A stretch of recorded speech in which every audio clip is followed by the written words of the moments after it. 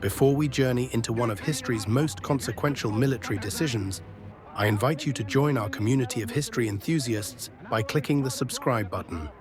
Together, we preserve and explore the pivotal moments that shaped our world, ensuring these vital stories reach those who truly appreciate their significance. In the summer of 1941, beneath the scorching Italian sun, Benito Mussolini made a fateful choice that would seal his nation's destiny. While Adolf Hitler's Wehrmacht thundered across the Soviet frontier in Operation Barbarossa, the Italian dictator commanded his armies to march alongside them into the frozen hell of the Eastern Front. This decision would cost tens of thousands of Italian lives and accelerate the collapse of fascism itself. Yet the question remains, what compelled Il Duce to commit his poorly equipped soldiers to this catastrophic venture?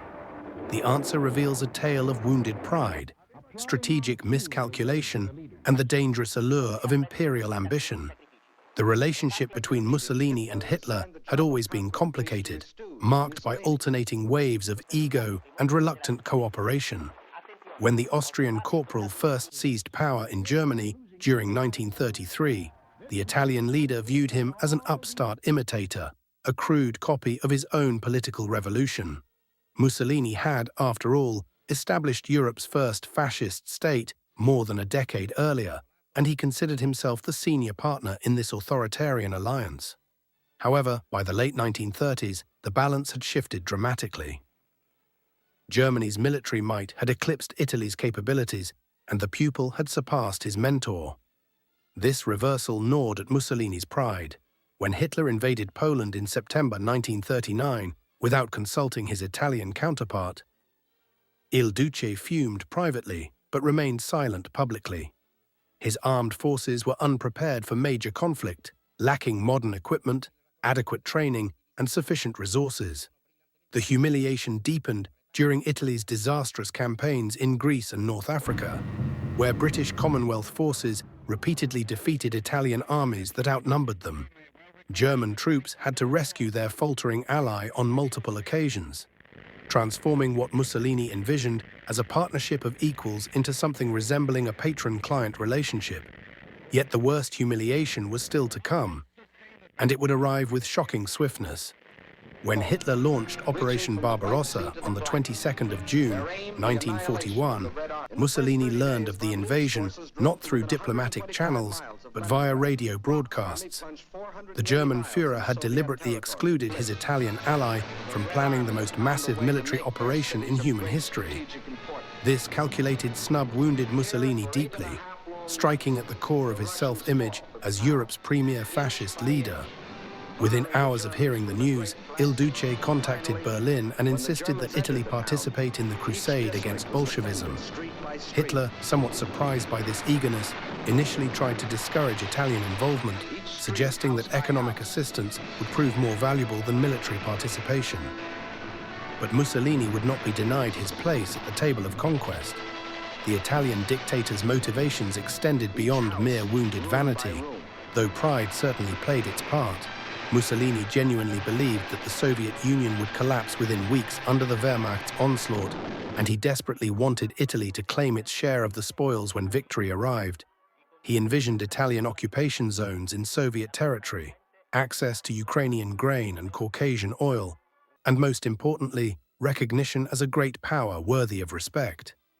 The anticipated quick victory would restore Italy's tarnished military reputation and re-establish Mussolini's credentials as Hitler's equal rather than his subordinate.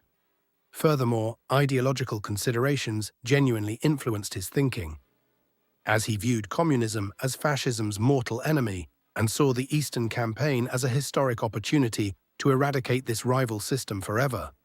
Domestic political miscalculations also shaped Mussolini's decision. By 1941, the Italian public had grown increasingly disillusioned with the regime's military failures and the hardships of wartime rationing.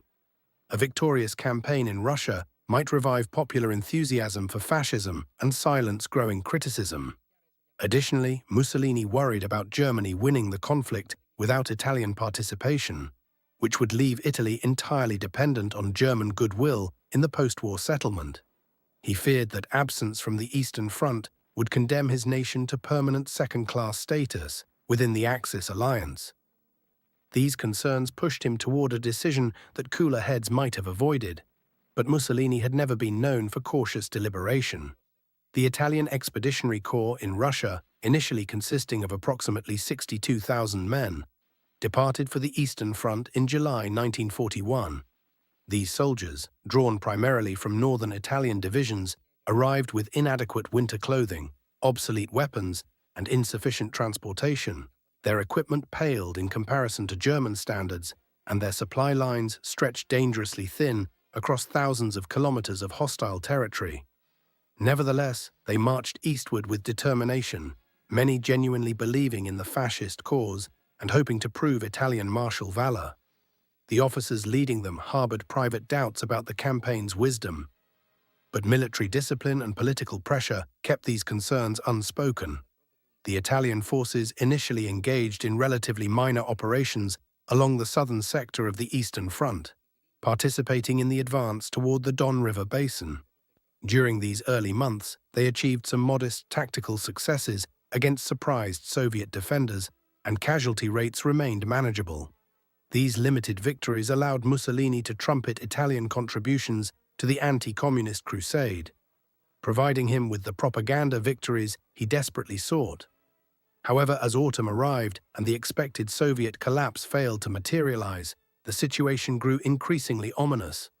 The vast Russian landscape seemed to swallow entire armies, and the approaching winter threatened catastrophe for soldiers lacking proper protective gear.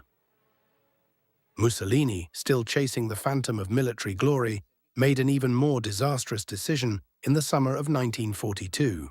He expanded Italian participation by creating the Italian Army in Russia, a force of approximately 230,000 soldiers, making it one of the largest Italian military formations ever deployed abroad.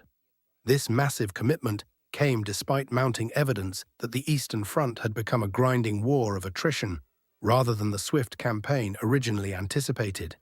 Italian generals protested that they lacked the resources to support such a large contingent so far from home, but political considerations overruled military logic.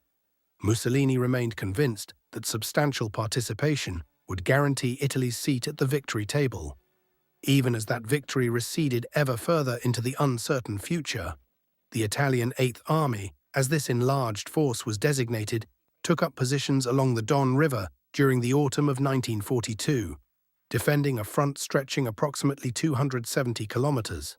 They dug in beside Hungarian and Romanian forces, all Allied contingents assigned to hold less critical sectors, while German armies pushed towards Stalingrad and the Caucasus oil fields. The position was inherently vulnerable, spread too thinly across too much territory, but German commanders assured their allies that Soviet forces in their sector were weak and demoralized. As winter approached, Italian soldiers huddled in inadequate shelters, watching the temperature plummet while supply convoys struggled to deliver basic necessities across snow-choked roads. The stage was set for catastrophe. The hammer fell in December 1942 when Soviet forces launched Operation Little Saturn, a massive offensive targeting the weakly held Allied sectors along the Don. The Italian Eighth Army, along with its Hungarian and Romanian counterparts, faced overwhelming Soviet assault supported by masses of artillery and armor. Italian positions, already undermined by frostbite, malnutrition, and collapsing morale, disintegrated under the onslaught. Within days, entire divisions ceased to exist as coherent fighting formations, their soldiers scattered across the frozen steppes in desperate attempts to reach German lines. The retreat transformed into a nightmare of suffering as Italian soldiers, many without proper winter boots or coats, struggled through waist-deep snow while Soviet cavalry and partisans harassed their columns. The casualties were catastrophic. Of the 230,000 Italian soldiers deployed to Russia, approximately 95,000 would never return home. Tens of thousands died in combat or from exposure during the chaotic retreat, while others perished in Soviet prison camps where conditions were unspeakably harsh. Those who eventually straggled back to Italy carried physical and psychological scars that would never heal, and their accounts of the disaster shattered whatever remained of public confidence in Mussolini's regime. The Russian catastrophe marked the beginning of the end for Italian fascism, demonstrating beyond question that Il Duce's grandiose ambitions exceeded his nation's capabilities. Mussolini's decision to send troops to Russia stands as one of history's clearest examples of how pride and miscalculation can lead to national tragedy. He committed his soldiers not because Italy's interests demanded it, but because his ego could not tolerate exclusion from what he imagined would be history's greatest triumph.